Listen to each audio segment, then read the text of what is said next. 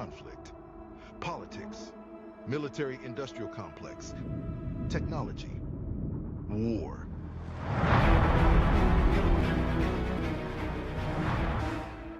The Flash Traffic Podcast.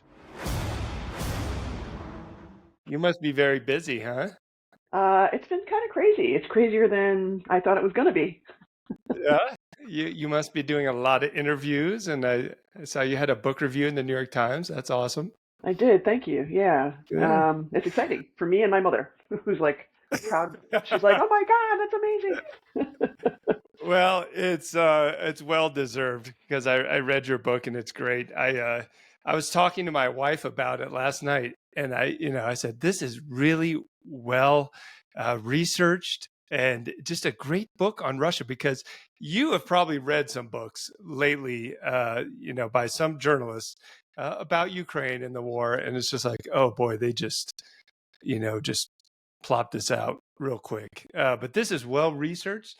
And I said, I like the book. And she's like, well, that's great praise because you don't like anything you read. I am a critic by heart, and I don't like a single thing that I read, but your book is great. So how do you think the peace negotiations are going right now? Let's start with that. They're going pretty well, huh? I'm sorry.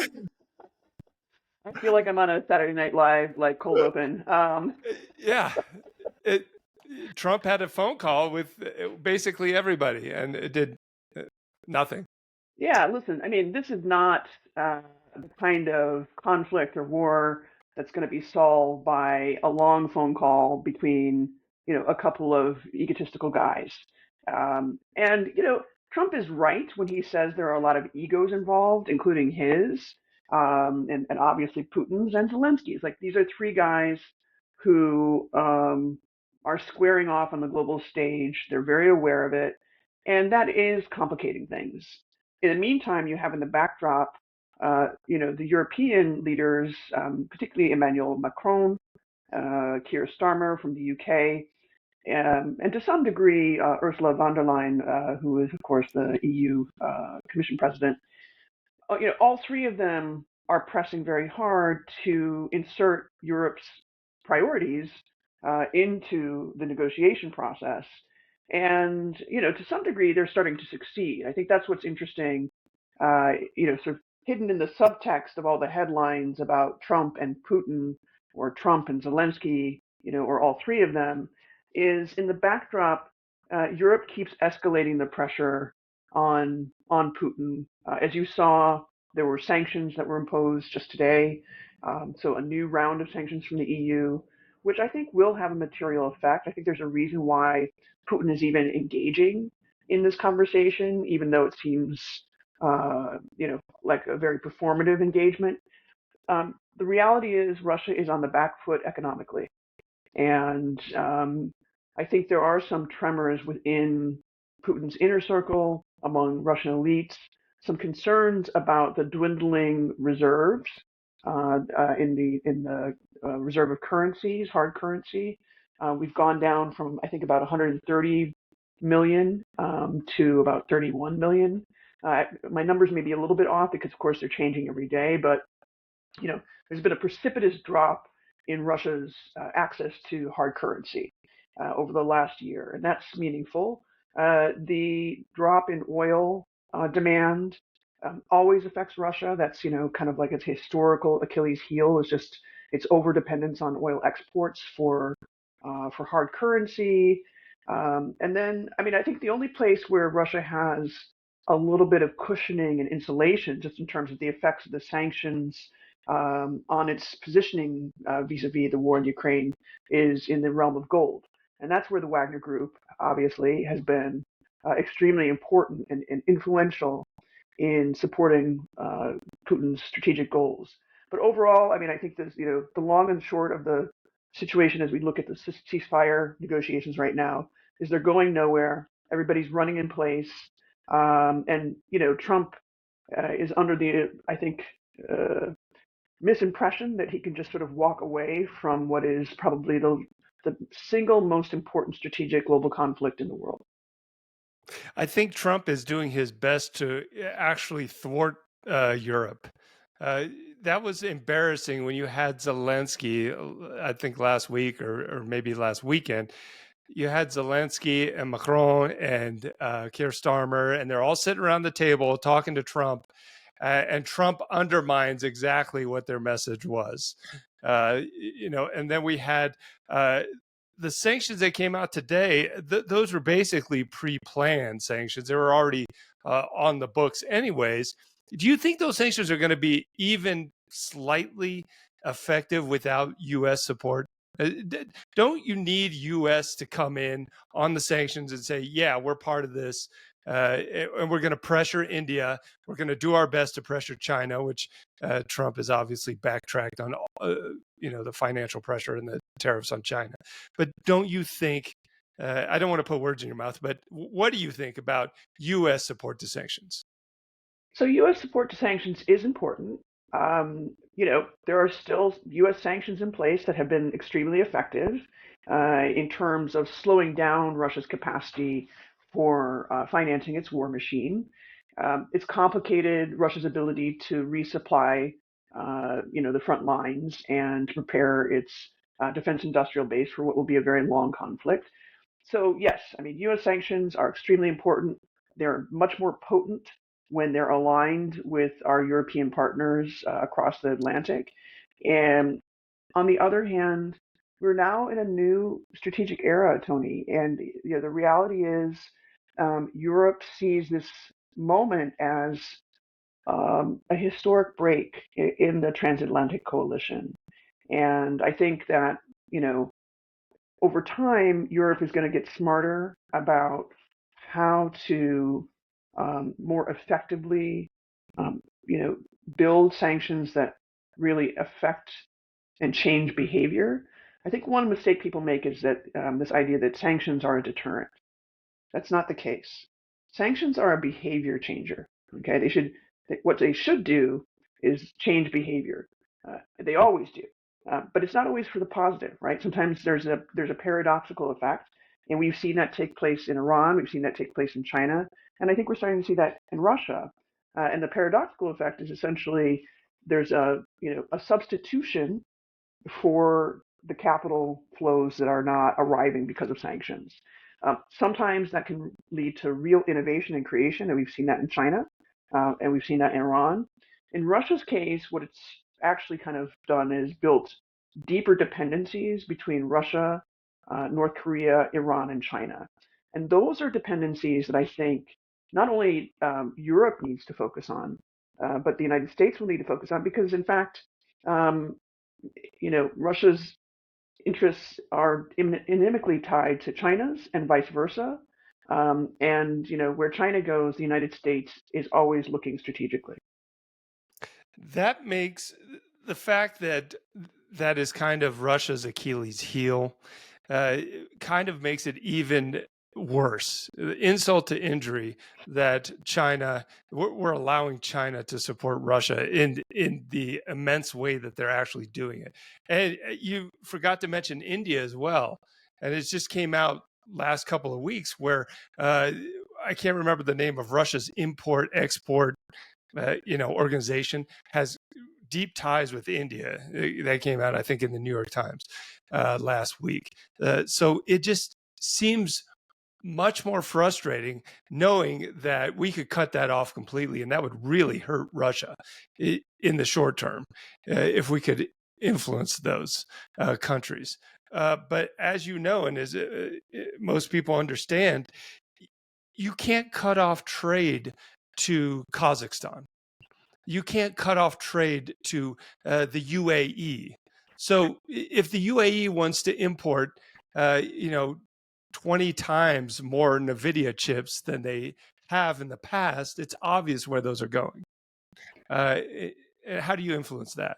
Yeah, I mean that's a great question, and I think it's got to be uppermost on I think American strategists' minds. Okay, it really doesn't matter if you're kind of pro-Trump, anti-Trump, you're a Republican, you're a Democrat, you're an independent. At the end of the day, I think there's a consensus across all of those factions that China poses a real challenge to U.S. positioning on the world stage, and that most of that challenge at the moment comes in sort of two realms. One is on technology, and in the more immediate, it's artificial intelligence and a little bit of quantum. I think we're going to start to see that bubble up. And then is sort of the general kind of question of manufacturing, and I suppose I would add a third here, which is critical minerals, right? They're all kind of tied together. Um, and when the United States makes bargains with the UAE, with Saudi Arabia, over chip exports, you've got to be thinking who is going to be at the other end of that supply chain at the end of the day. There will be surplus, there will be leakage. It likely, will enable some actors inside of Russia to continue with their work in grinding down Ukrainian resolve. Um, and I think also there's a risk for China, right? I mean, I think there's that risk too. So the the question now is that now it's sort of off to the races, right? As long as that executive order and that arrangement between Saudi Arabia and UAE and the United States stands, which it will probably for the next couple of years at least while Trump is in office. The work ahead is at least setting up some sort of monitoring mechanism, finding ways to kind of build transparency around the interactions. And frankly, we may not be able to rely on the Trump administration to do that. And so now it becomes a question for, I think, public interest researchers like myself, think tanks, universities, and I don't mean just in the United States. I think there are other places too, where it's going to be really critical to build that capacity in the absence of, good, clean, transparent intelligence work from the Trump administration. You mentioned the critical minerals. What do you think of the deal, the Ukraine deal? Is that a smokescreen? Do you think the Ukrainians came out way ahead on this deal? Do you think it's just one of those knee-jerk Trump ideas? What do you think of that?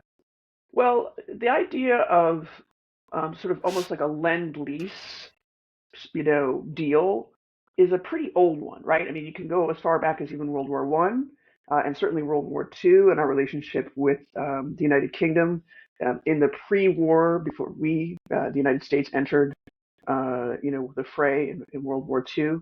So the lend-lease model, so getting something right in return for a security guarantee, whether it's a soft power security guarantee in the case of Ukraine and critical minerals, or it's a hard power security guarantee, right? Which is what I think Zelensky is seeking, is that additional attachment. In American history and global affairs history, typically when the United States is in kind of isolationist mode, lend-lease is a very popular means of dealing with the reality that the United States is a big player on the world stage, that it can't really walk away from its various trade and diplomatic relationships and obligations. And this is kind of a solve in some ways, I think, for more conservative parts of the country, particularly in the Republican Party, to assuage concerns about expenditures, right, and sort of giveaways. And maybe that's where we are today. Maybe we're going to sit in this position from a U.S. point of view for a long time to come. I have the sense that part of the reason that Donald Trump's kind of approach to foreign policy appeals to a good measure of the country is because there is some skepticism about, like, what do you get in return for all of this aid and support and so forth. And it's very hard to quantify that when you're trying to figure out how to pay your bills, right? Like you can't pay your student loans, your car loan, or you can't buy a house because you can't make the mortgage interest. So, from a practical point of view, this may be where we are in the long term. So if you want to sort of create that framework for the U.S. perspective, from a Ukrainian perspective, I actually think it's going to be probably the best case scenario, the closest that Zelensky is going to get under the current administration to a real guarantee of aid and investment in the long term. And I think Zelensky has played his cards very well in pushing back on the right points. In particular, just the percentage of profit flows or revenue flows that were supposed to go to the United States, keeping control over the sovereign wealth that is generated from the critical minerals excavation. That will be really key. And I think in some ways, there's the war and then there's after the war. And you really do have to think about how is Ukraine in a ceasefire situation or some sort of pause or negotiated settlement, how are they going to be able to come back to kind of normal? And to some degree, the critical minerals deal answers that question.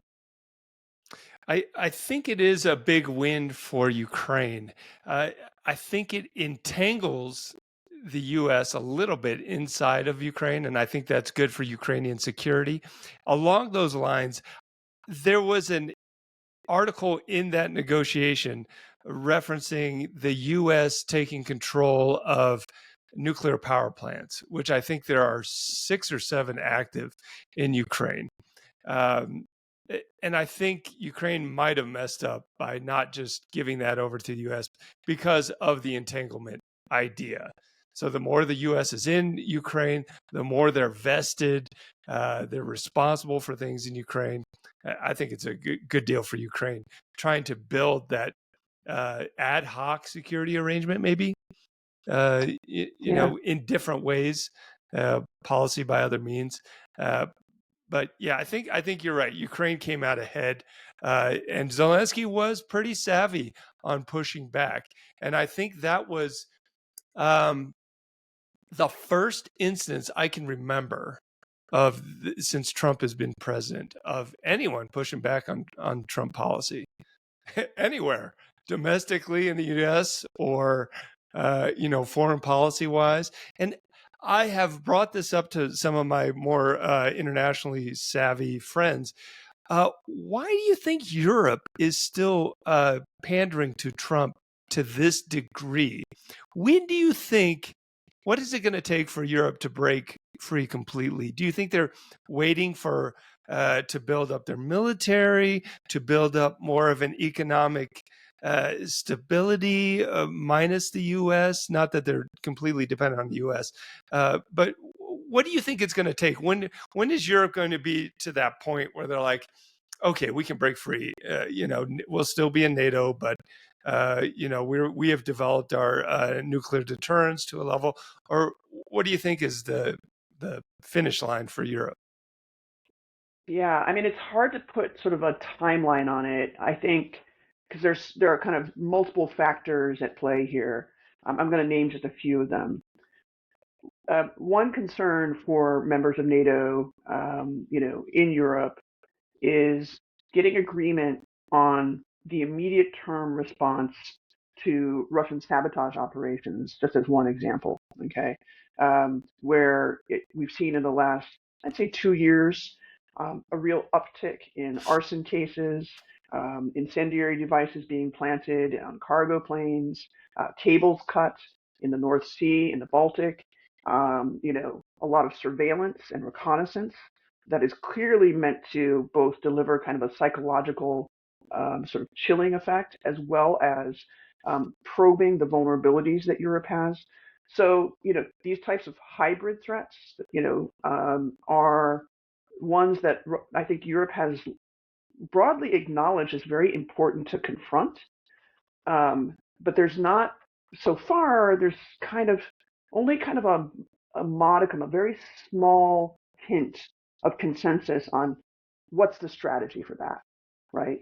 And then also elevating that for the entire NATO group, not just sort of a piecemeal under the EU Commission, is going to be a really key part of,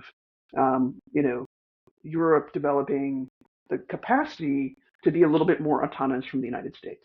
So that's one factor. Second factor, everybody talks about it. It's the intelligence and surveillance and reconnaissance capacity that the United States brings to the table. That's drones, that's satellite technology, that's on-the-ground listening devices, that's cyber capabilities.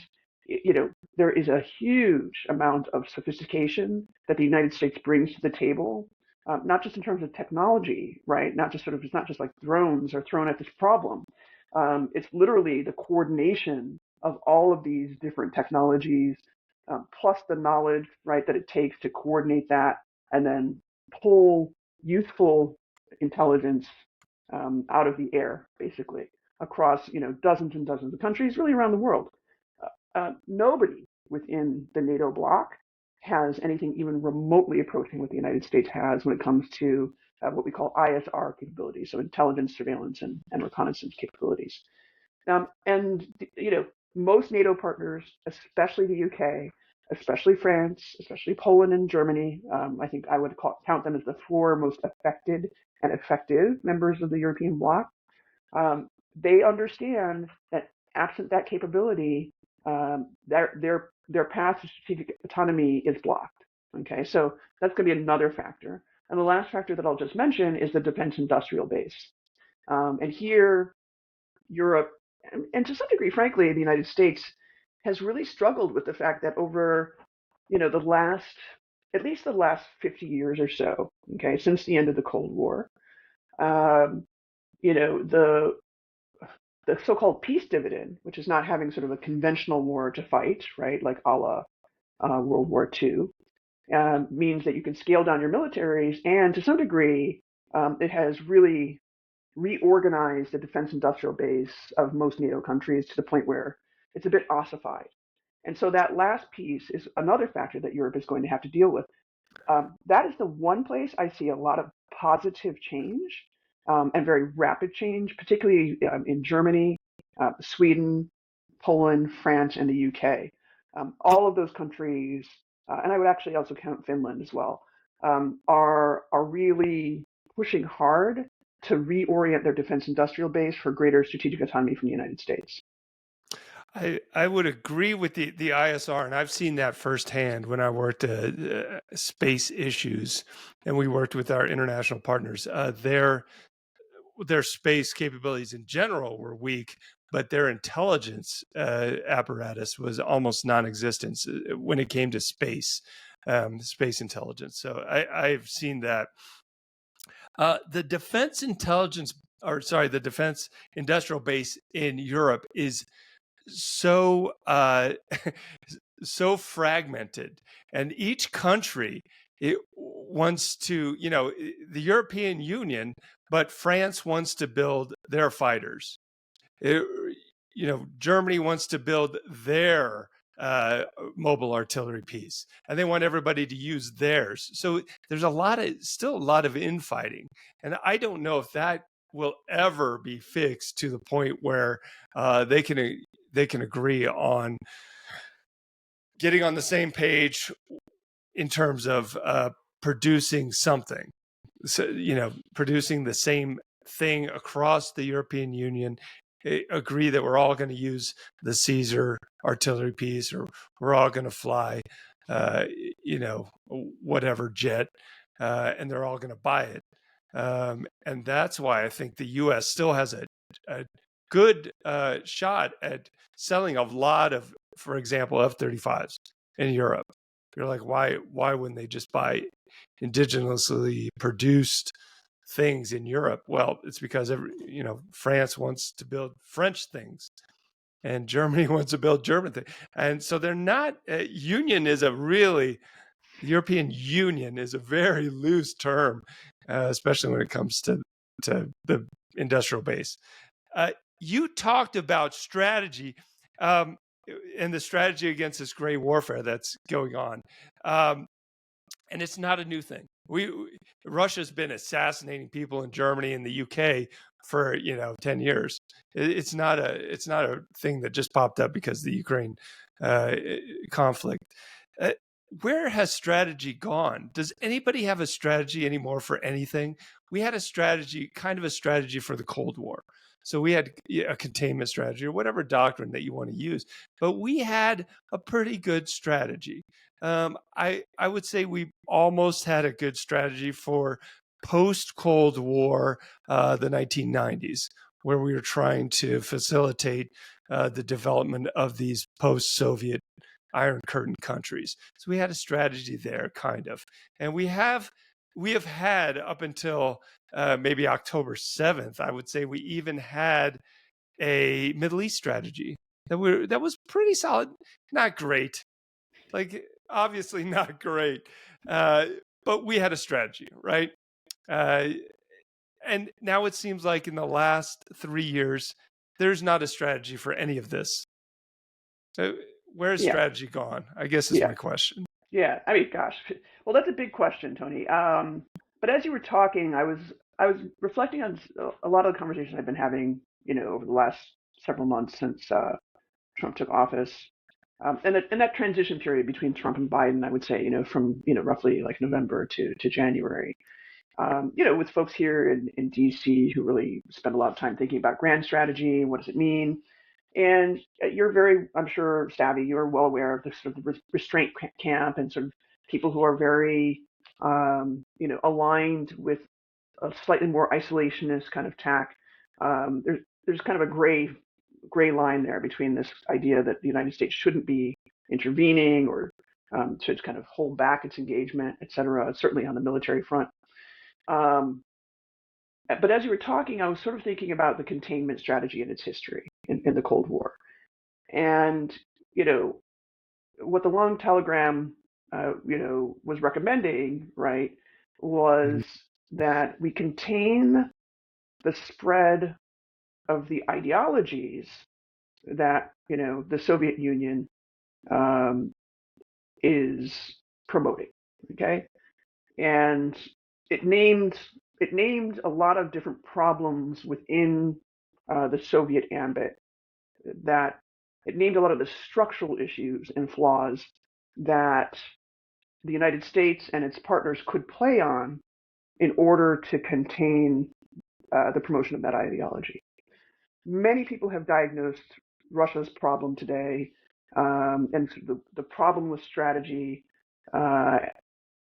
as something where there is no ideology that Putin is promoting. Mm-hmm. That's actually not true. Okay, the reality is Putin's ideology is predicated on a fixed and permanent militarism, a anti-democratic militarism. China shares to some degree that worldview, and North Korea most definitely, is steeped in that worldview. Iran, increasingly less so because it's denuded of its proxies, right? If there's one effective part of maybe U.S. strategy, it has been to some degree targeting some of the proxy networks of Iran. The strategy now that the United States and its partners, Trump or no Trump, because we have to assume he will eventually go away, have to sort of grapple with, contemplate, is one that gets to grips with the idea that authoritarian militarism is an ideology in itself that, when promoted, is poison and toxic to democratic resilience. It's not authoritarianism, it's militarism that's really the issue here. And I think, we're going to see that even if Putin, steps back, dies, steps away, is somehow eliminated from the kind of leadership stage, you'll still have the fundamental problem of this extremely poisonous militarism that is resident inside the power elites of Russia. And that is what needs to be contained. And it's the kind of, it comes with all kinds of rhetoric. It's the kind of rhetoric of pro-traditionalist, pro-Christian Orthodox, pro-white supremacist.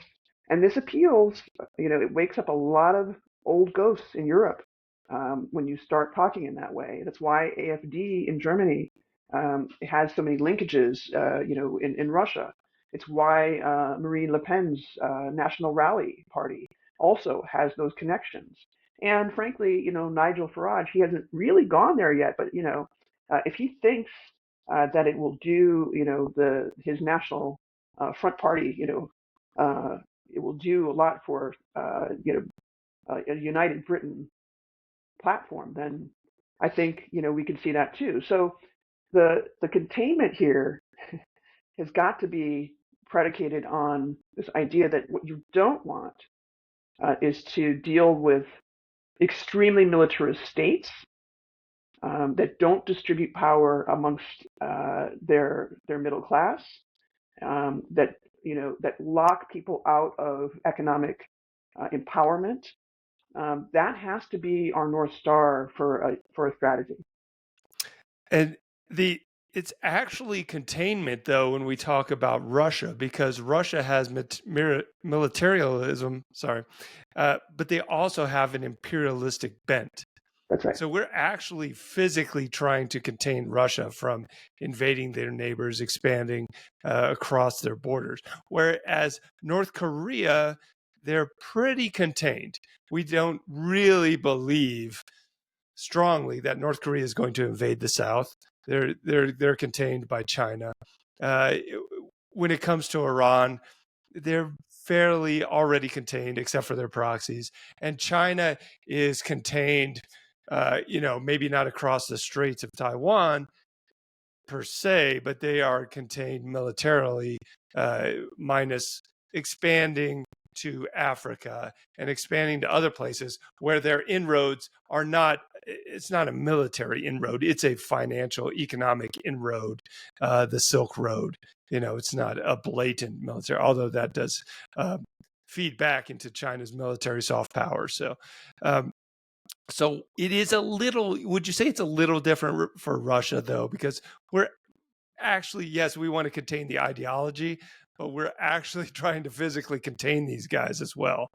From, at least that's the prevailing thought in Europe, that if we don't stop them here in Ukraine, well, the Baltics are next. Right. Poland's so next. it's a great point, and it's kind of why we're at this strange inflection point in our kind of diplomatic history. For the first time, the United States, well, I don't know, for the first time, I think the United States under Trump, and even frankly to some degree under Biden, has looked away from the challenge posed by Israel's aggression in Palestinian lands, and particularly in Gaza, which is essentially about erasing, the claims of sovereignty of a group of people who've been fighting for that for a very long time. Now, I want to be very careful here, and I just want to note, I am not pro-Hamas. I am about as anti-Hamas as you can get. But I think it's important to note that model that Israel has created of, pushing the boundaries of territorial aggression, unfortunately undercuts the U.S. credibility when it comes to countering Russia's ambitions in terms of imperial reach and expanding its territorial reach into Europe. This is a conundrum that we now find ourselves in, is this kind of credibility gap that the United States is trying to navigate, and is actually just stumbling, right? I mean, just genuinely stumbling through this moment. Again, I just want to emphasize that it's neither Biden nor Trump. It's literally kind of a fixation with alliances that maybe do not serve us in the same way anymore. And we haven't figured our way to kind of a new vision of what alliances that are more centered, genuinely centered on, a rules-based order that is mindful of sort of sovereign claims, and is positive about defending those claims of sovereignty, and also re-envisioning what sovereignty looks like. I think that's one really important piece, is that, sure, there's these territorial ambitions that Russia has, right? But they're not just territorial. They're in space. They're in the digital sphere. They're in the realm of currency, right? I mean, this kind of battle over the power of the dollar and digital currency, and the effort that Russia is making to denude that with the BRICS Plus, bloc negotiations. So, as usual, we're facing a failure of imagination, Tony. Yeah, I believe that when the dust settles, we will still be in a rules-based order of some sort. The question is, what are the rules? Because the rules used to be, let's take Gaza for instance. Yes, you root out the bad guys. Go in, root out Hamas. You don't flatten everything Soviet style. And the New York Times last week, and this was shocking to me, they had a picture of Rafah, which is the city in the Gaza Strip that's near Egypt, the most southern city, if you will. And they had a before and after picture of Rafah, and it looked like Bakhmut. Everything, it looked like the Soviet army had come through with artillery and flattened everything systematically.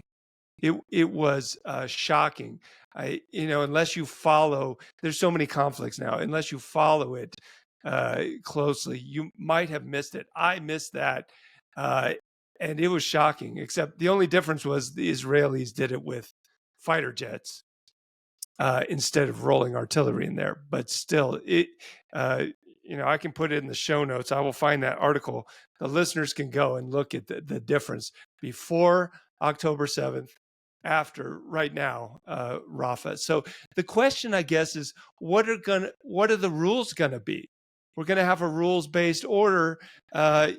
Maybe you can't expand any other borders, but you can influence populations and financial structures, and you can influence politics, because no one really talks about. Everybody talks about they're cutting cables. There's assassinating people in Europe. They're doing all these really bad things, trying to put incendiary devices on cargo planes in Europe. They're disrupting GPS signals in the Baltic Sea for civilian airliners. No one's going to take notice of that until a 747 or a Dreamliner or something crashes in the Baltic Sea. When are we going to take notice of this stuff? So I guess my point is, what are the rules going to be in the the new rules-based order moving forward? I don't think we can. Hopefully, we can't extrapolate from the last 3 years to the next 20 years, because if we do, it's going to look really bad. Yeah, it's definitely going to look chaotic, right? I mean, I think that's the fear that we have, is that we have now, I would say, maybe, 7 to 8 pen holders when it comes to rewriting the rules. Okay, some are the usual suspects: the United States, right? China, Russia. There are other pen holders that we have to really start factoring in. India, increasingly, right? To some degree, obviously the EU is going to be, and it already is. I mean, you can look at just the GDPR, the AI, AI Act for the EU. So the EU is also a pen holder, right? What is different today about rewriting the rules than, let's say, 3 years ago is that there's another pen holder that increasingly is shifting the balance of power amongst nations. And I would argue that sort of the concentration of capital amongst certain technology companies, corporations, multinationals is a factor that we have not fully reckoned with. And I think Ian Bremmer talks about this as our kind of technopolar moment, right? And I think there's really some truth to this. We have just outsized capital that are in the realm of technological development, emerging technologies. This is AI. This is space technologies. Again, I would just note that I think in about 2 or 3 years' time, quantum is going to be something that's going to be a game changer that we're going to be hearing more and more about. All of those technologies and all of that capital concentration, be it in China or the US, has the effect of completely rewriting the rules about supply chains, about trade, about territorial control over mineral-rich parts of the world, and ultimately there is almost this kind of unbridled power now at work in terms of the rewriting the rules. And there's really no nation that can grab the pen at this stage and sort of be sort of the top, top writer of our new rules-based order, right? That's the challenge that we have. And so this kind of comes back to, what does multilateralism look like, in 5 years' time? Or are we going to be on the threshold of, I think we're already there on the threshold of World War III, right? And I think there are three triggers that we really need to look out for, especially in terms of, testing Donald Trump's theory of executive power. The first is a global recession. The second is an Israel-Gaza confrontation that results in perhaps more destruction, potentially, a more pronounced aggression in the West Bank is, I think, a potential trigger. And then I want to name a third trigger, which obviously centers on Russia and Ukraine. And there, I think you have a couple of different possibilities in terms of an escalatory path that would force Donald Trump to reconsider his conception of executive power and the presidency, and then how that looks on the global stage. Those three, are going to be a real test, and the test will come. The test will come before 2028. It reliably has historically for years. And I think we're unprepared for that moment. So I think the work ahead, Tony, is for people like you, people like me, is to really create more conversation around this so that the public understands what's at stake, but B, do a little bit more work to create the capacity to generate, evidence-based intelligence, public interest intelligence that helps guide us through this very murky moment. Mm-hmm. And there's also the ever-present possibility of some black swan event. You talk about quantum computing that could create, I'm just spitballing here, but quantum computing could create a Y2K type event where, hey, everything that you ever put out there digitally is now available to everyone. The 256-bit encryption is now basically 0-bit encryption. Everybody can read it. Everybody knows everything. You have to start over. So we can't.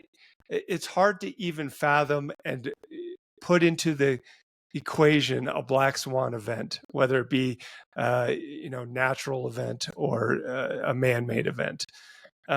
You talk about going back to, I know we haven't even talked about Wagner yet. We haven't even talked about Wagner, which was kind of the whole point of this, but we'll get there. But you talked about Gaza and the Israeli Hamas conflict. What's your opinion of this? I think if there hasn't been outside influence coming into that conflict at this point, when the Palestinians in Gaza are literally starving to death right now as we speak, I don't think it's going to happen. Like, if no one's going to come in, no one else is going to come in on the side of the Palestinians. Now, what are they waiting for? Gaza's been flattened. Everybody in Gaza is starving. What are you waiting for? I guess would be my question. Yeah. Israel really has so many challenges that it is facing down right now. I think in terms of its internal social cohesion is being really sorely tested. Its credibility as a global actor, I don't know when Israel will be able to recover from this incredible stain really on its legacy. And at the same time, we really have to acknowledge, I went to Auschwitz for the first time late last year. I've been spending a lot of time in Europe, kind of just, I guess, soaking up the history and thinking about the implications of this global shift away from the kind of transatlantic relationships that we've seen. And when you go to Poland or you go to Germany, you go to Eastern Europe, the evidence of kind of the horrible legacy that led to the founding of Israel is everywhere. And the kind of the psychological cast that many strong patriotic Israelis bring to the question of sovereignty and borders and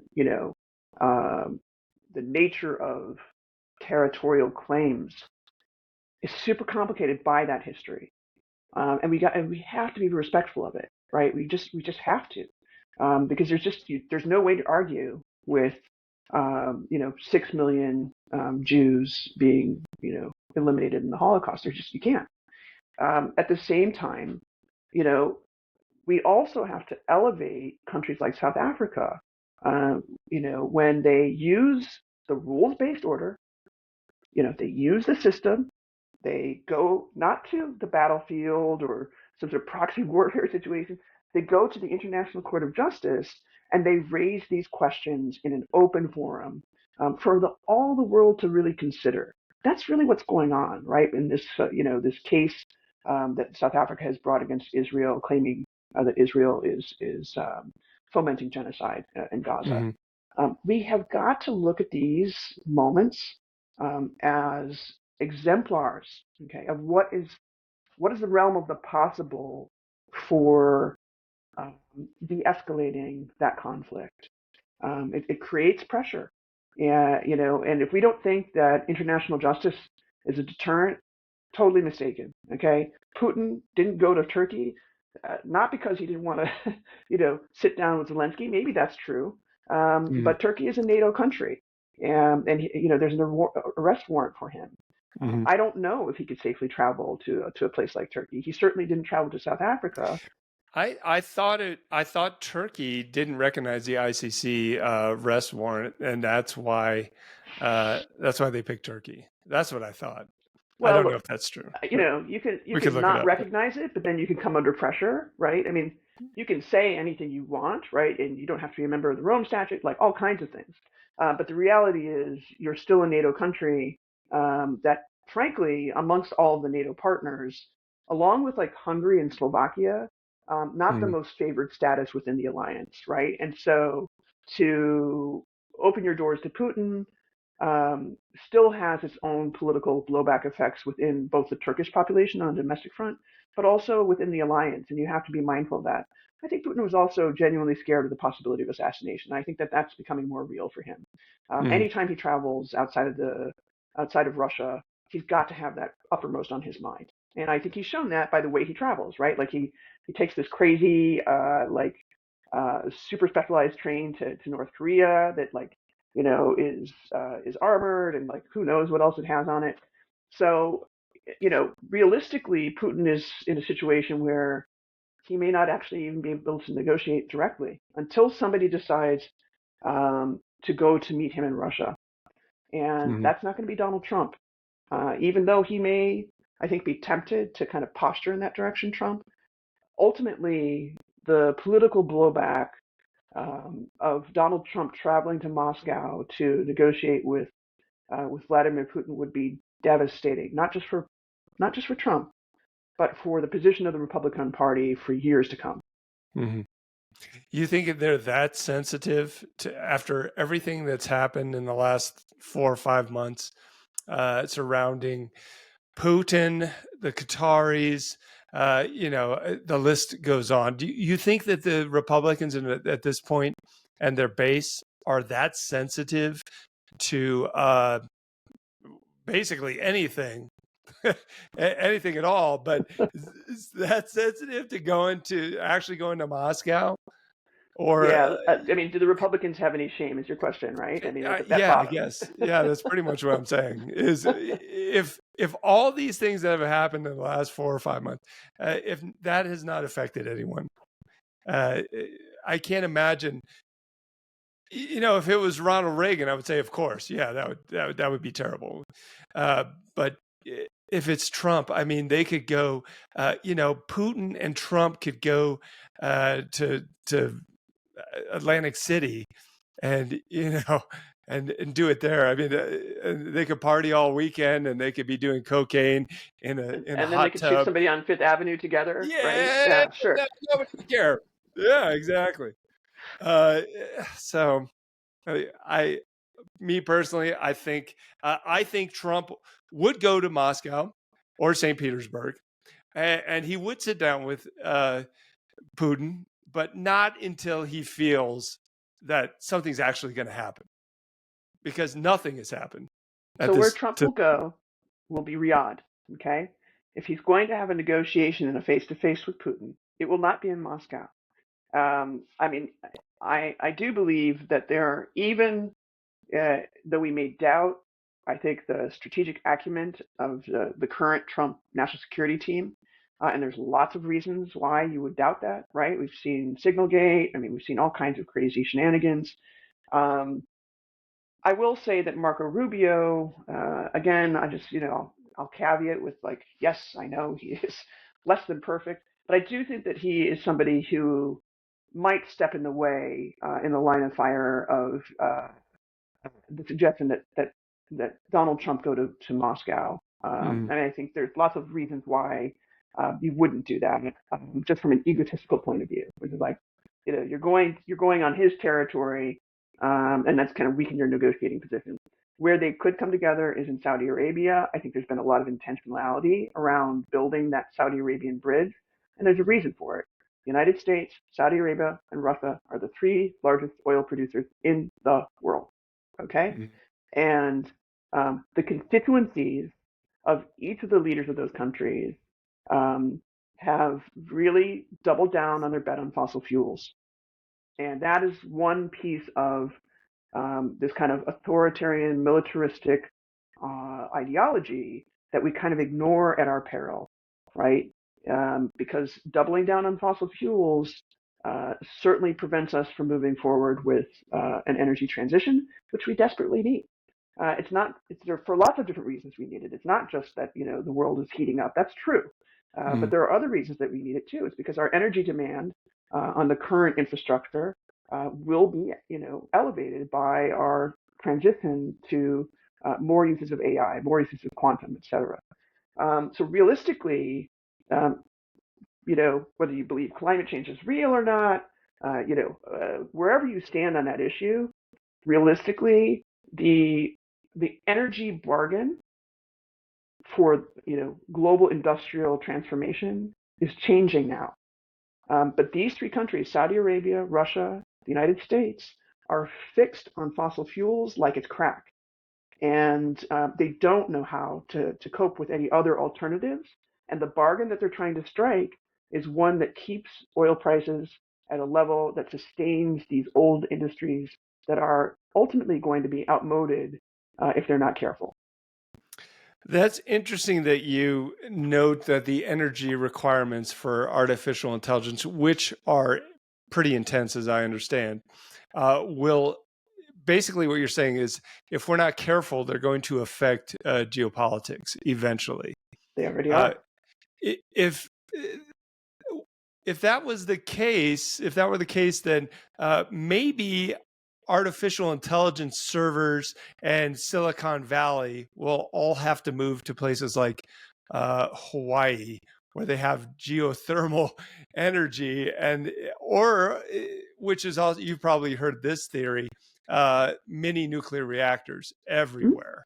Sure. So Silicon Valley and their computer IT proxies, like places in like Salt Lake City, they'll have to have little neighborhood nuclear reactors just to power that. But there's also other waste products, as I understand it, the cooling mechanisms and all that stuff. So that's interesting that you mentioned that maybe AI will be the catalyst that causes the downfall of humanity, not from a Terminator robot standpoint, just from everybody wants AI and they need to pollute the world just to get it. It's huge. Maybe that's interesting. Can we shift to Wagner? Just a little bit to kind of close up, because I would hate to have one of the foremost experts on the Wagner Group on the podcast and not talk about Wagner the whole time. When I was reading your book, first of all, you've seemed to have made a conscious decision to pronounce it not Wagner, but Wagner. Correct. Why? Which is, it's caramel or caramel. It's, they're exactly the same. I pronounce it Wagner because, from the composer and the German roots. Why'd you go with Wagner? Just more recognizable?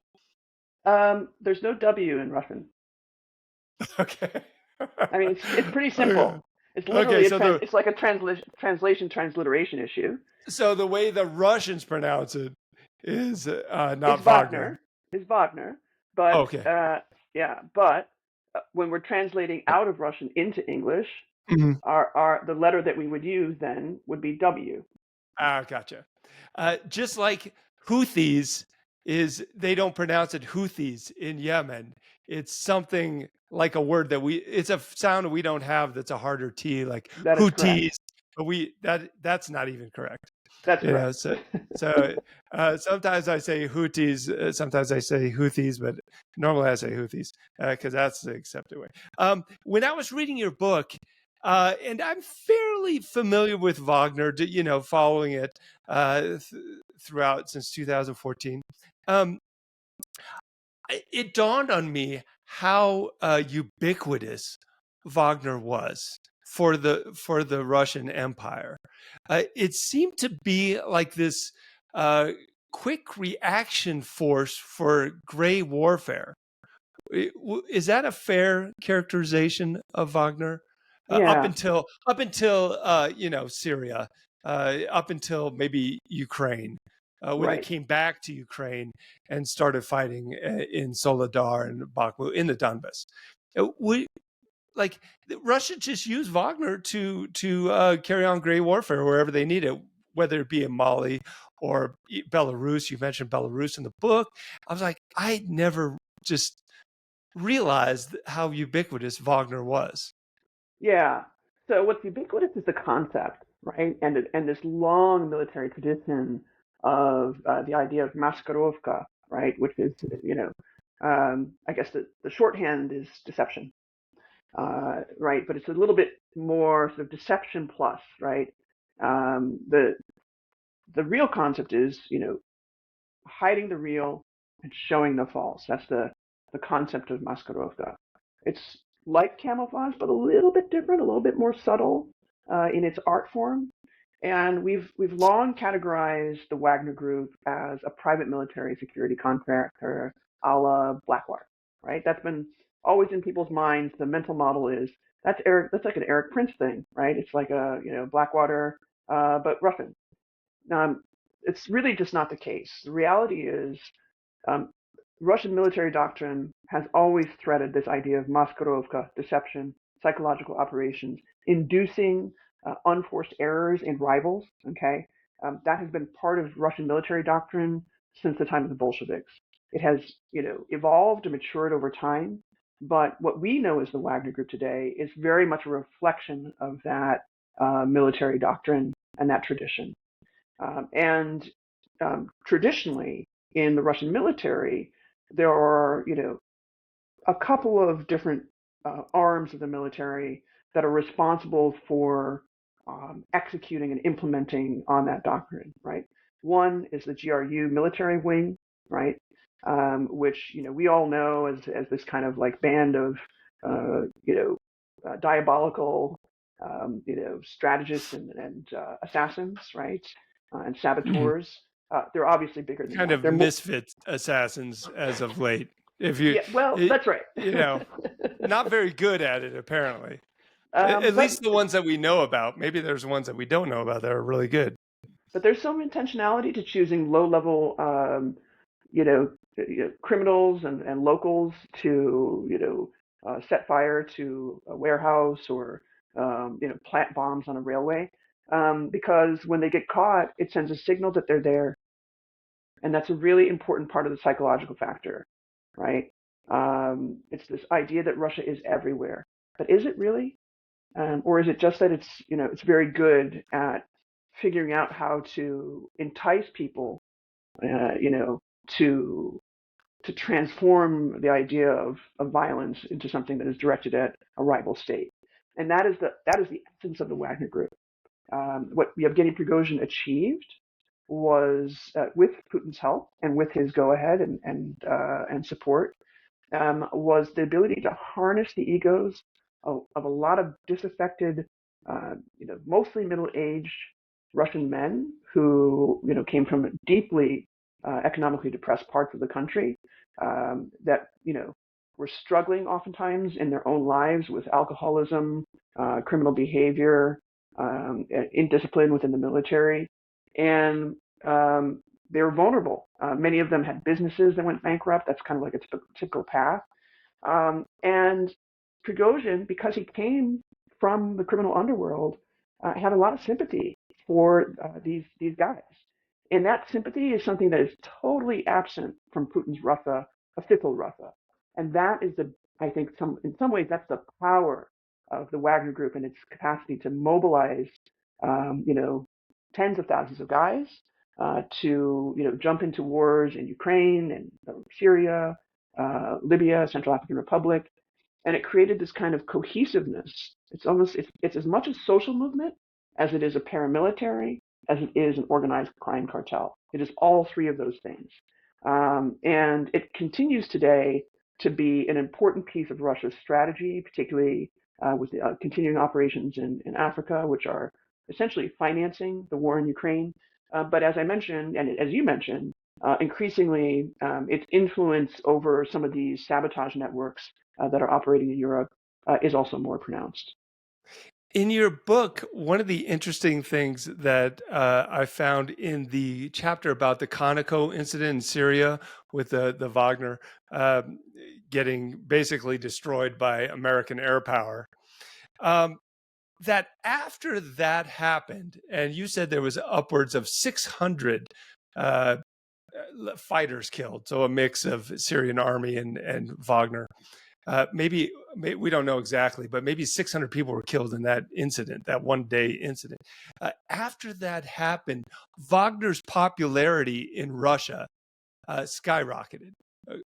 That I found interesting. I guess there is no bad press because they were decimated by American air power. It was a massacre.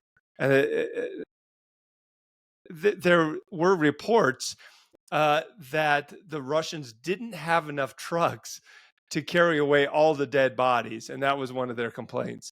But I thought that was interesting that Wagner's popularity skyrocketed after that incident. So no bad press for them. Well, so I want to slightly correct the numbers here. There were folks who online, particularly ultranationalists, claimed that 600 were killed. That was sort of like the viral moment once people realized what had happened in the Conoco battle in Deir ez-Zor. But ultimately, I think most people have settled on the number of roughly 200 that Russians who were killed. Now there may have been additional Syrians, right? And we really just don't know the hard number, but I think 600 is a little bit of an exaggeration. That said, when you have that kind of mass casualty event in any military organization, paramilitary or otherwise, it has huge ripple effects amongst their friends, amongst their family, amongst their colleagues, and that's what we saw online. I mean, I think for me, watching the Wagner Group grow online as a social movement, it really does start with that February 2018 battle because people are trying to figure out what the hell happened. And I think the overall story amongst Wagner Group fanboys and sort of these ultranationalist traditionalists who are enticed by the idea of making Russia great again is that ultimately the Russian military, the conventional military, abandoned its own people.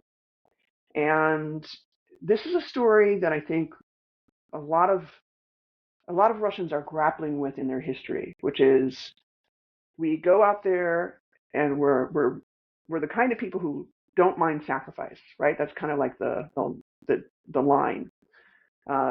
We're okay with millions of people dying on the front lines in World War II. that's part of who we are, is sacrificing on the front lines. At the same time, everybody understands the real cost to the country of losing millions of men on the front lines, right? And mothers, daughters, wives, partners, they understand that, and they're living it on a daily basis. And this is one of the psychological tensions within Russia. Again, coming back to this, question of like grappling with this just pervasive militarism in the culture, and squaring that with the fact that people are coming home with amputated limbs. They're staggering with PTSD, drug addiction, alcohol addiction, and that has been going on for decades. I mean, you could count at least 3 generations now, maybe even 4 if you go back to the time of the Bolsheviks, that have grappled with this problem of having an official leadership in the government seat in Moscow that says sacrifice, and then but no backup for that sacrifice. And when somebody like Yevgeny Prigozhin and Dmitry Utkin, the field commander, comes along and says, sacrifice and you will be rewarded, that's a totally different political proposition, and that really does account for its success. So for Wagner, it was a rally around the flag kind of moment, a 9/11 for them, like a mini 9/11 for Wagner. Basically. So when we talk about Russian society at large, a lot of people like to come back to the Soviet-Afghan War, 1979 to 1989. And the Soviet losses in that war, and the mothers of the killed veterans, let's say, killed soldiers. A lot of people believe that the 15,000 or so dead Soviets from that war over the 10-year period, that influenced kind of social unrest inside the Soviet Union at the time. What is your take on that? And why have we not seen the same kind of repercussions from 1 million casualties over 3.5 years in Ukraine? Good question. So I would sort of put the Soviet-Afghan War on parallel with our Vietnam War in the United States in terms of its psychological impact, its impact on kind of social cohesion within the country, and its impact on the conception of national power. Yes, the losses technically, I think, by comparison, were smaller, but psychologically they were enough that I think that the psychological effect of having bodies come home in zinc coffins with little explanation and being forced to quietly bury the dead is very different than what we're experiencing now. To some degree, again, I'll just point out that the Wagner Group, again, what it did was transform that narrative, that historical narrative, by saying, yes, we are fighting. Yes, we're on the front lines. Yes, we're sacrificing. Yes, there are rewards. And we should be vaunted. We should be, elevated as heroes, not like the Soviet-Afghan War, where we were villainized. And so that's the parallel with Vietnam, right? I mean, I think that people sort of underestimate the effects of that. But you asked the question about sort of like, why is it that we're not seeing the same kind of tremors within, civilian society in response to the amazing losses that we've seen on the front lines in Ukraine? I think we are starting to see it. First of all, we are now in 2025. We're getting close to year 4 of this version of the conflict. And I was actually having a conversation at dinner just a couple of days ago with a friend of mine who's another sort of Russian historian, and we were reflecting on the fact that 1979 begins the Soviet-Afghan incursion, right? And it's around 1984-85 that we see Gorbachev, start to take a more prominent role in the Politburo debates about the future of Soviet defense and that engagement. And the tensions over the way forward ultimately led to his elevation as the head of the Politburo of the Communist Party and the leader of the country and the Soviet Union. And it was his skepticism around continuing that level of sacrifice that kind of led to the unraveling, right, of the social contract, basically.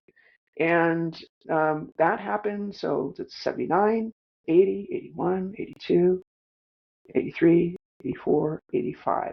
7 years. We're only in year 4 right now. Now, I'm not saying it'll be an exact parallel, but I think that there are, just from a demographic loss point of view, there are probably some metrics that we could look at that would show, hey, this is too much. And there are probably some economic metrics that we would have to look at to sort of predict, like, when is that threshold going to be reached? It's obviously not right now, but I do believe it will be reached. That's interesting because I'm going to hold you to that. 7 years, that's going to be the mark on the wall. Along those same lines, would you say that Wagner kind of socialized meat wave losses in Soledar and Bakhmut? Would you say that because of Wagner's limited success and their tactics of sending the convicts forward, they just get mowed down, but they reveal the location of the Ukrainians and then, back and forth.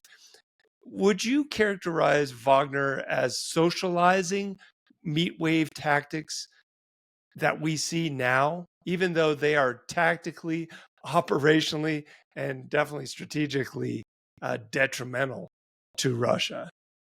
I would definitely credit Wagner's commanders with, innovation in the realm of human wave attacks, and I think the Ukrainians would say the same thing. I mean, um, somebody, very nicely shared with me some sort of, some notes from the Ukrainian side on sort of what they were seeing in Bakhmut, and they certainly made, comments on the fact that this is an innovation that the Ukrainians were not quite prepared for, which is, small bands of prisoners, mostly, so throwaway guys, disposables, advancing inch by inch, and then being, pushed right into the line of fire.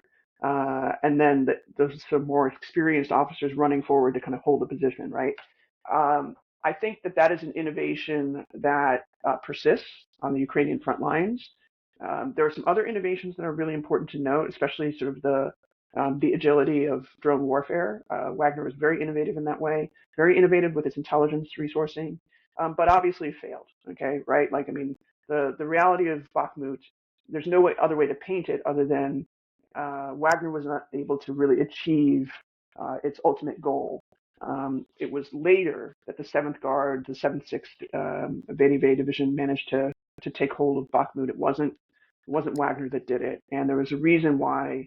That was the precipitating cause of Prigozhin understanding that his political capital is going to decline if he couldn't notch that victory, right, and do it in a clean way that was saleable. And most of what he was doing in that strange period between, let's say, May of 2023 and the mutiny in late June of 2023 was trying to sell the narrative that he was winning, counter to the facts, right? And at that time, clearly some members of his own team, right, and most notably the executive director Andrei Troshev, who people kind of don't know much about, but actually is a really important character in the narrative. He clearly made an agreement to split from Prigozhin's leadership a little bit before the actual mutiny went off, and that was significant. And it was largely driven by the kind of the allergy, I guess it is, to these human wave attacks. And yet, you're correct that in many cases, those human wave attacks have been adopted as a methodology on certain parts of the Ukrainian front line. Would you say that the predominant opinion coming from Prigozhin himself was that his problem with the military leadership of Russia was ostensibly because they weren't supplying him to a reasonable level. They weren't supporting him material-wise. But you seem to also imply that it was also a credit thing. He wasn't given enough credit for what he did in Soledar, and really, you say the VDV put the nail in the coffin in Bakhmut. But would you agree that Wagner really set the battlefield conditions for success for the VDV in Bakhmut? For sure. I mean, there's no question that, and I just want to note that when people are trying to think about the Wagner Group and they kind of think about it as Blackwater, no, it's just, this is basically, to some degree, it's an auxiliary unit, almost I would call it like an auxiliary reconnaissance unit and logistics unit for the 76th and the 7th Guards, right? Hmm. They always travel together. That's been true historically for years, right? And there's a lot of coordination between them. To the degree that Wagner was acting independently, not really, right? I mean, how are you going to get this? How are you going to get that kind of ammunition? How are you going to get that Hmm. kind of artillery if you're not Right. coordinating with big army, right? Hmm. Um, I would say uh, that what Prigozhin understood was that he was on his last legs, and there are other reasons that were not headline news, right? Which are again sort of mentioned in the book. He had a lot of economic disputes, financial disputes with the Kremlin. In some ways, the Kremlin, I think, had one, two, three, or four, five lawsuits that were going at the time of the Ukrainian engagement. That was a clear means of kind of sending a message to Prigozhin, you know, tighten up, right? We're looking at you, and you're not as indispensable as you think you are. But it was only when I think that bombing happened at his old restaurant in Hmm. April of With 2023. the statue. Right, with Right. the golden bust that was given to his favorite military blogger. Dogcaster. Yep. I think only when that happened, I think he started to understand that his indispensability was simply not a reality anymore. And most of what we saw in that final period was militating against that fiercely, right? And being cut out of essentially the possibility of taking part and being rewarded, frankly, in a political way for all of the work and sacrifices that he had made on the front lines. Maybe they gave him a golden bust before he got on his private jet with, you know, 10 other of his closest senior Wagner leadership. That was probably a giveaway for him. Uh, what is the cautionary tale behind the Wagner revolt in terms of, the world should be careful when they build giant private armies like Blackwater, or whatever Yeah. they are now?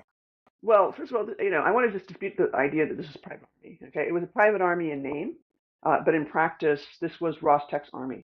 Mm-hmm. These were the delivery boys who were sending Su 400, anti-missile defense batteries, into Syria, into Mali.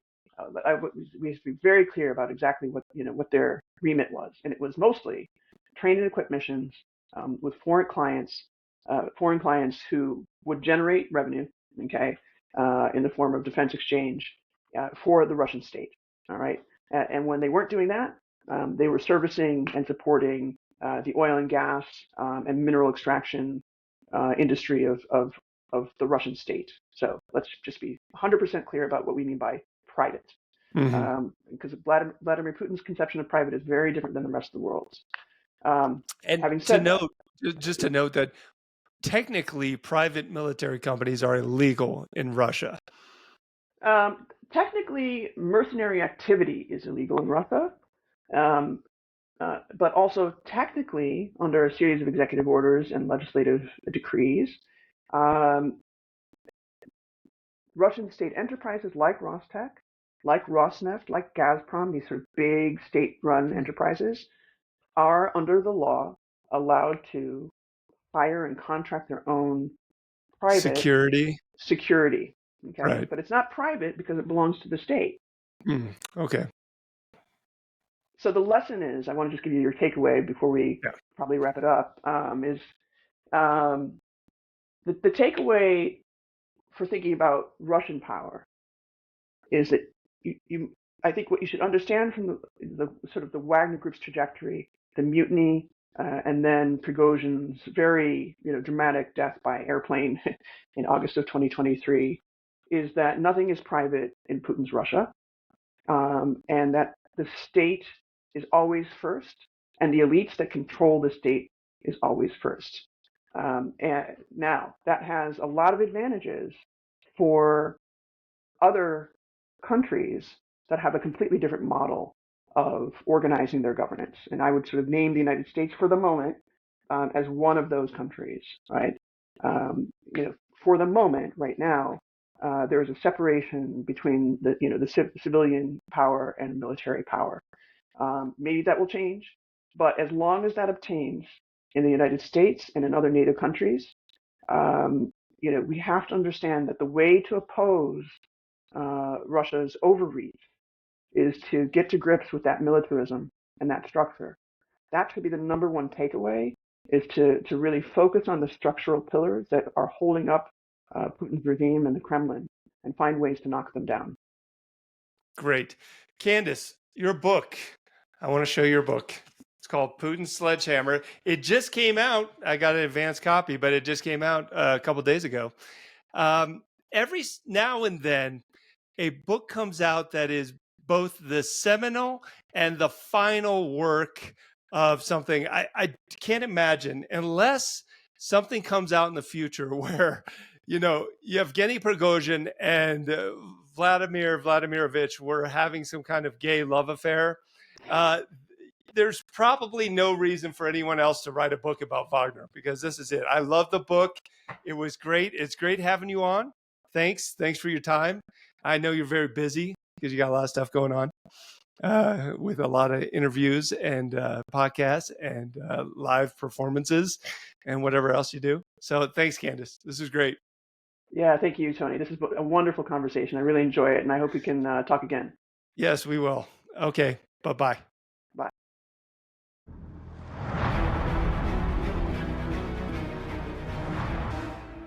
The Flash Traffic Podcast.